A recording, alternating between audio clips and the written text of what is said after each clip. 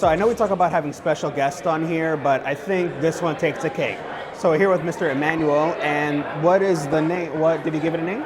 The main character in the movie is named Greg, so the crew that I worked with like to reverse their name him Gerg. I just kind of call him the Thing, but Gerg is kind of funny too. You said Greg, and my brain's like, you should just call it the backwards name. Exactly. Great minds think alike, I'm telling you. So, film festival here in Fort Smith. I'm assuming you have a film here. Yes, the movie's That One Little Thing, which co-stars this guy. The movie stars Bob Wilcox. He plays Greg. It's a man suffering from depression and just he's been in a very negative space, and it's inspired by something that I went through personally. Back in 2022 was one of the worst times in my life with personal issues that are touched in the movie, and I wanted to represent that negativity and give it a face to it, so it's like its own creature, so that way it's getting a face to it, so people who might be struggling with something similar have a personification of something that they can look at rather than just only feel. Absolutely. And you said, you were inspired by your self-reflection and all that. Mm-hmm. Was Gerg here, is this something that you thought of? So you say you're a creature creator. Yes, I have a background in creature making, props, special effects, and all that stuff. That's kind of how I started my film journey, and I wanted to, I got the itch for writing and directing, and I wanted to do more and more, and once I went through this situation, it was either sink or swim, and with my love of storytelling and creatures, I wanted to combine them and sort of turn all that negativity and make something that people can enjoy. So you directed, you wrote, and you created the creatures yourself. Yeah, everywhere from concept art, so from sketches to sculpture, mold making, casting, and to the finished thing that's in the film. Did you have time to brush your teeth or take a shower? Because that sounds extremely busy.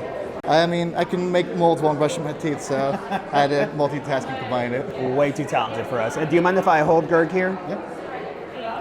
He's made out of silicone. He's mostly solid. The reason I went with silicone is so that it has translucent properties, kind of like how human skin has, so that way it can look as lifelike as it can. Right.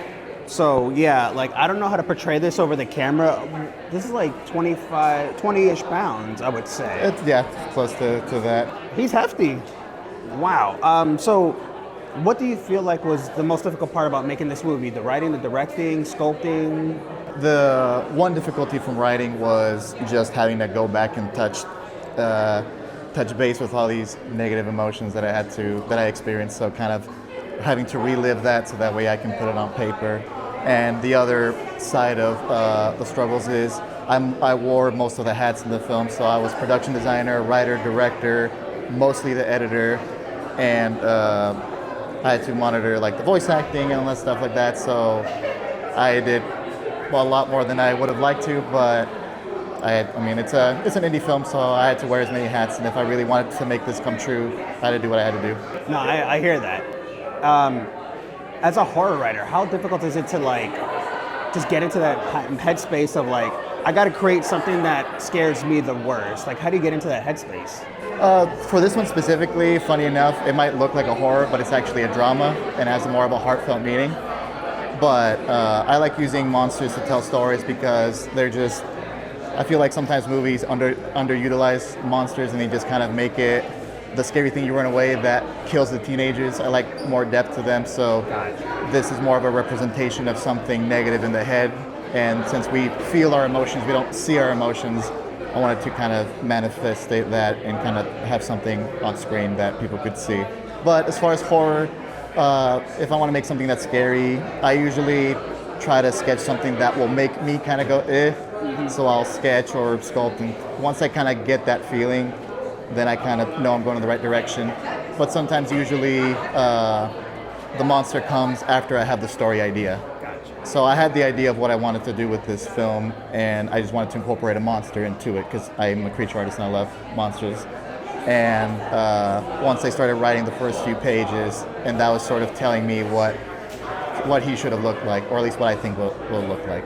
Gotcha. So before we let you go, because I know you got a panel after this, any advice to have upcoming directors or at very least horror writers? For advice is just keep doing it, just keep at it, and if you fall once, get up. You can always get up no matter how many times you fall. You can always, if you're dedicated enough, you can do it. and also just work on your hard skills, which is your technical skills, to being able to handle equipment or whatever you want to do, and also work on your soft skills, which is networking and communicating with people, because this is a collaborative process. I may have done a lot in this film, but I still would have never made it without my camera guy, my editors, and my crew. And I owe them a lot for helping me make this movie. Absolutely. And anything you want to plug, your website, your social media? My Instagram is at Emmanuel Rodriguez Art, all lowercase and grouped together. It's my Instagram. You can see all my other spooky horrors and stuff that I make. Awesome. Well, thank you so much, Emmanuel. I'll give you back your baby because he is heavy. Yeah, he My is. arm is tight. Thank you so much. Absolutely.